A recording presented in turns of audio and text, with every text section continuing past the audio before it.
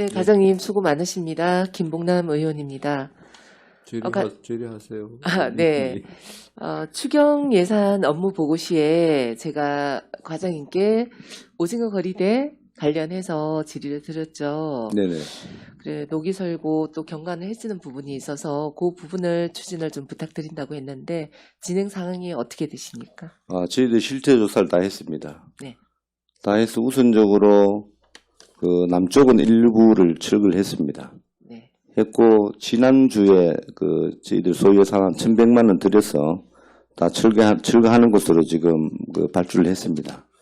했고 단지 유일하게 좀 놔둬달라는 동네가 있습니다. 그러니까 동네에서도 100% 철거를 하자고 이제 저희들이 계도를 하니까 그 중에 일부 주민들이 자기 앞에 근조 덕장으로 쓰시는 분들 좀 반대를 해요.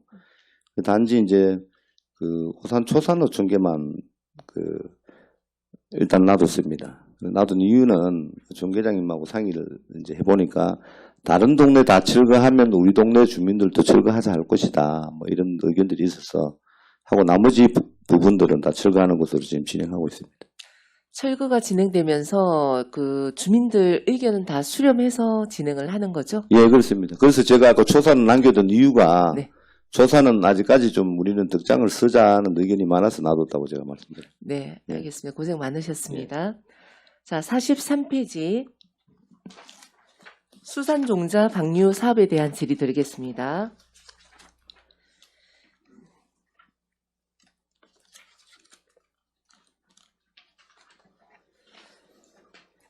과장님, 올해 13페이지에 보면 7억 5,500의 예산으로 해삼, 강도다리, 전복 해서 이렇게 방류를 했네요. 그죠?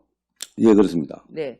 올해도 보니까 43페이지에 보니까 7개 어종에 8억 5,500만 원 종자 방류 사업 계획이 있습니다. 그죠? 네네.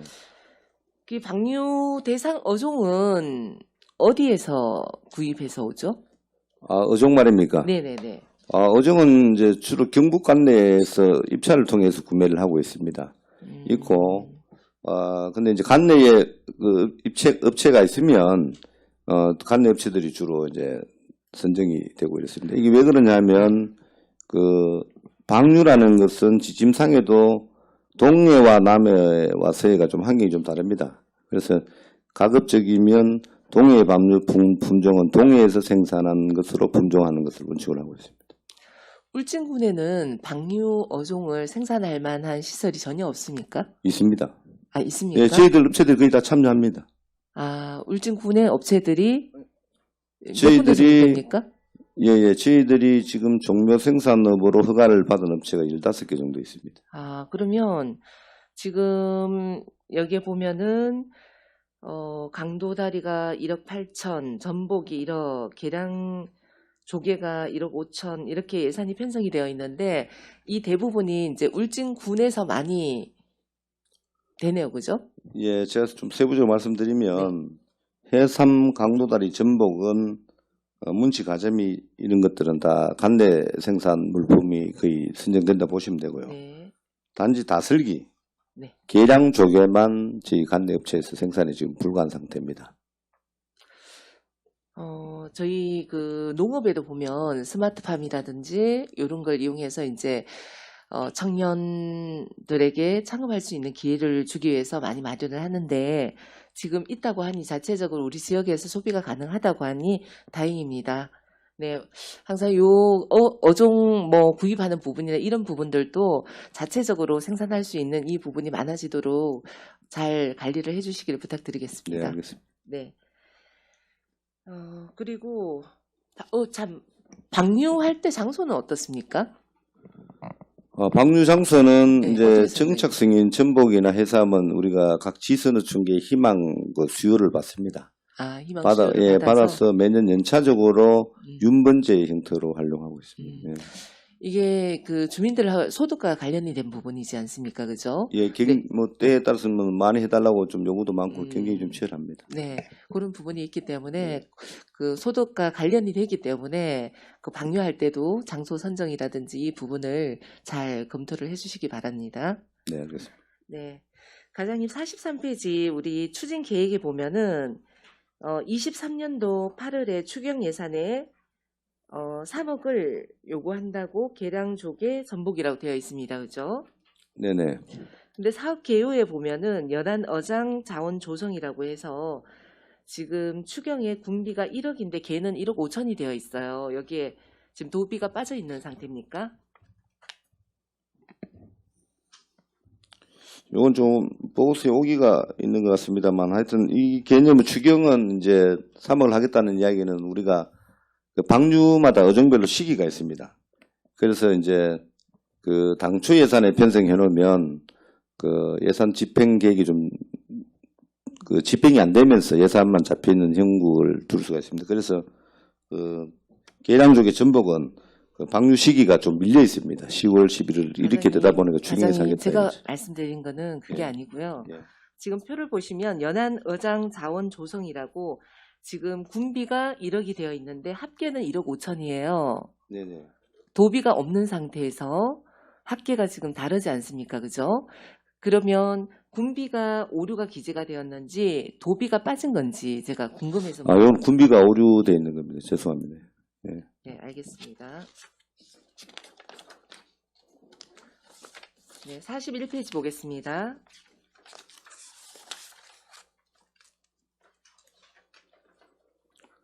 자, 41페이지 보시면 죽변항 청정 해수 공급 사업이라고 되어 있습니다. 네. 사업 개요에 보시면은 치수 라인이 지금 2개 라인이 1000m가 지금 되어 있습니다. 그죠? 네네. 네. 요 1000m라는 거는 우리 바다 밑으로 1000m가 가는 겁니까? 아니면 바다 쪽으로 이렇게 쭉 뻗어서 가는 겁니까?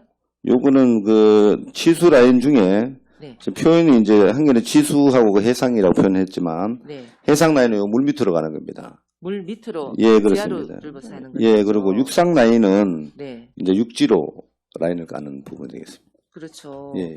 총 사업비가 이제 35억 정도 드는데 이것도 사업비 정산하는 부분에서 잘 정산이 될 수 있도록 검정도 잘 부탁드리겠습니다. 예, 알겠습니다. 예. 45페이지 보겠습니다. 네, 연안어장 환경 개선 사업입니다. 지금 사업이 보면은 마을 협동 양식 어장 생산 기반, 네, 네네. 도막의 소득 증대를 기하기 위한 내용으로 4개 사업이 있습니다. 네네. 네, 4개 사업에 미역 채취 해녀 인건비가 지금 1인 21만 원이 되어 있고요. 네. 지금 이게 2023년도 예산이죠? 네, 그렇습니다. 그러면 22년도에 해녀의 인건비는 어떻게 되죠? 그 15만 원 기준으로 해서 10만 5천 원 잡혀 있습니다. 그러면 배로 지금 인상이 되는 거네요? 지난번에 그 사실은 인건비가 한 30만 원 정도 지급됩니다. 네. 지급되는데 지금까지 저희들이 그 기준 금액을 낮게 책정하다 보니까 현실성이 없다라는 지난번 의회에서 지적도 있었고요. 저희들이 그 지적에 따라서 현장 실태 조사를 다시 한번 했습니다. 하니까 실제로 현재 인건비가 한 30만 원 정도 지급이 된다. 거기에 70%를 기준으로 해서 21만 원 책정했습니다.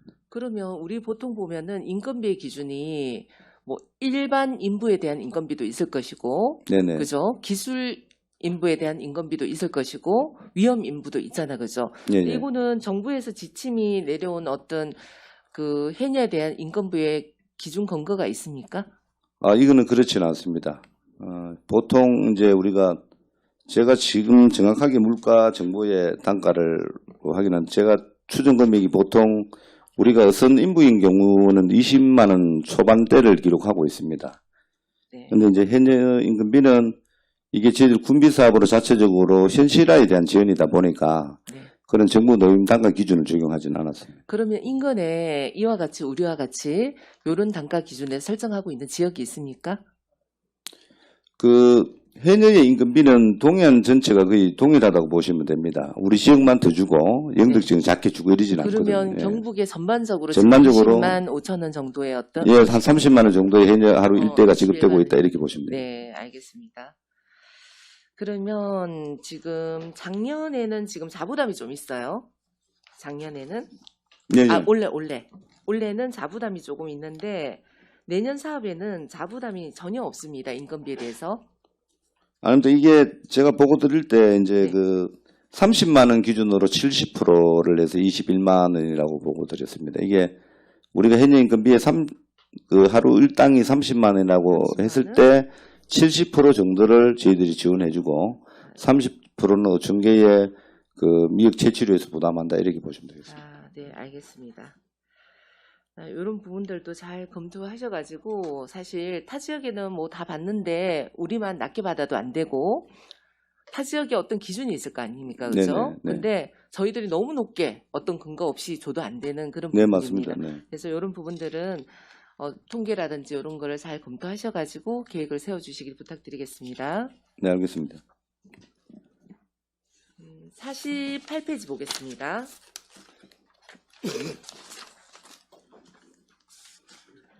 네, 바다낚시 대회가 지금 예산이 6천만 원입니다. 그죠? 네. 네. 해년마다 계속 이렇게 그 축제비가 인상이 되고 있습니다. 그 인상되는 요인이 뭐죠, 과장님? 이게 매년 제 기억에는 5천만 원씩을 지원했습니다. 5천만 원. 매년 5천만 원요? 예, 예. 처음에 이제 14년부터 네. 저희들 행사 규모가 좀 커지면서 예산을 그 점차적으로 증액하고 있습니다. 하고 있고 18년도부터 이제 저희들이 예산을 6천만 원을 기준으로 해서 이제 지원하고 있습니다. 옛날에는 초창기에 낚시대회는 이제 하루 행사였습니다. 네. 하루 행사에서 이제 1박 2일로 바뀌면서 이제 예산을 좀 증액한 상태입니다. 참가 인원이 지금 300명으로 되어 있습니다. 네네. 그 우리 지역하고 외부인하고 구분되는 어떤 통계적인 인원이 있습니까, 나온 게? 통계적으로 정확하지 않습니다만, 안 그래도 제가 이거 낚시협회하고 미팅할 때 제가 똑같은 질문을 한번 그쪽에다 드렸습니다. 이게 350명이 이제 그 무슨 이야기냐면 낚시대를 1박 2일 합니다. 이틀간 낚시를 합니다. 근데 낚시를 이제 무조건 신청하는데 다 받아줄 수는 없습니다. 이게 낚시가 하는 공간이 좀 제한적이지 않습니까? 그래서 한 10m 간격으로 너릇너릇 섰을 때 최대가 한 150명 정도를 받습니다. 그래서 이틀에서 300명이라고 추산한 거고요. 그러고 그 참가 인원을 신청을 받을 때 우선적으로는 외부인을 먼저 받습니다. 그러니까 이게 인터넷상으로든 낚시협회에서 신청을 받을 때 외지인들을 우선적으로 받고 150명이 덜 찼을 경우에 지역의 낚시객들이 참여하는 이런 형태로 운영되고 있습니다. 그러니까 한 80% 정도는 외부인이 참여를 하고 그 매해 좀 다릅니다. 다른데 그 외부인들이 다 점유를 해버리면 지역민들은 참여를 안 하고 이렇게 하고 있다. 지금 올해는 낚시대회가 개최되지 않았죠? 예, 11월 19일부터 20일까지 이틀간 할게요. 그러면 작년은 기준에 한 80%가 외지인이 지금까지 왔다고 기준에서 한 7, 80%는 한 80%에 근접한답니다. 그러니까 네. 우리 관내에 낚시를 좀 즐기시는 분들은 대다수가 낚시협회 회원들입니다. 이게 8개인가의 산하에 이제 동아리들을 그 밑에 있답니다. 낚시협회 산하에. 그 사전에 고지를 해서 참여할 때 신청을 받을 때 지역에 낚시를 하시는 분들은 참여하지 않고 외부인들 받고 뭐 이런 순서죠. 네, 맞습니다. 어떤 행사를 하더라도 여기 기대 효과에서도 보면 알겠지만은 지역 경제 활성화를 하기 위해서 이 행사를 주최를 하는데 저희 지역민들만 있게 되면은 또 계획의 본 취지와 다른 방향으로 또 갈 수 있기 때문에 요 분들은 좀 신경을 써주시길 부탁드리겠습니다. 네, 알겠습니다. 34페이지 가겠습니다. 제가 앞뒤로 가서 죄송합니다.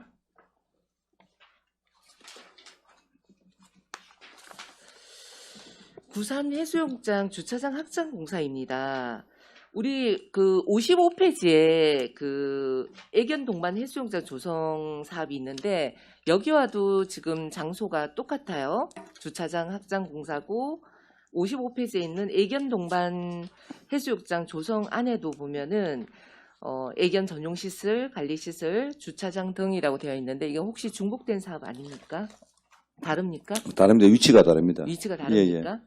부산 해수욕장 주차장 현재 해수욕장 기준으로 봤을 때 구산항 쪽으로 좀 치우쳐가 있습니다.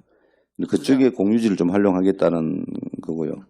그리고 반대로 애견 동반 해수욕장은 남쪽입니다. 그러니까 지금 월성종 쪽으로 해서 같은 해수욕장 안에서 일정 부분을 구획해서 애견인들만 활용하게끔 해주겠다 이런 취지입니다. 우리 그 애견 동반 해수욕장 조성 계획을 하실 때 주민들 의견을 충분히 수렴하셨습니까? 지금 이제 그 발전 협의하고 사전에 협의는 했습니다. 해서 이제 마을 내부에서도 찬반이 좀 있었던 걸로 알고 있습니다. 있었는데 어차피 지금 구산 해수욕장에는 그 애완동물을 들고 오면 출입을 금지한다 이런 건 없습니다. 지금 또 일부 애견인들이 이제 그 반려동물들 데리고 오면 입장을 시켜주고 있거든요. 그럼 어차피 현재 시스템에서도 애견 동물 같이 왔을 때 입장이 허락된다 하면 이걸 나사리 체계적으로 한쪽으로 모아서 나중에 소독으로 좀 연결시켜보자. 애견인들 무상으로 주겠다는 개념은 아닙니다. 나중에 이 시설이 되면 애견 놀이터의 일정 부분을 나중에 그 해수욕장 운영인에서 소독으로 좀 연결시킬 수 있는 방안을 좀 장기적으로 모색할 그런 방안입니다. 네, 이게 그 어떤 사업을 진행하고도 저희들이 주민하고 반발이 생겼을 때 구축을 다 해놓고도 사용을 못하는 경우가 있습니다. 그래서 가장 이 발전 협의회와 그 상의하는 것도 좋지만 공개적인 그 주민들의 의견을 수렴하셔가지고 충분히 그 지역에 어떤 시설이 들어오면 잘 운영이 돼야지 반대 목소리가 높으면 안 되지 않습니까? 그렇죠? 네네, 잘 그런 챙겼습니다. 부분을 잘 챙겨주시기를 부탁드리겠습니다. 네, 알겠습니다. 네, 이상입니다. 예, 수고하셨습니다.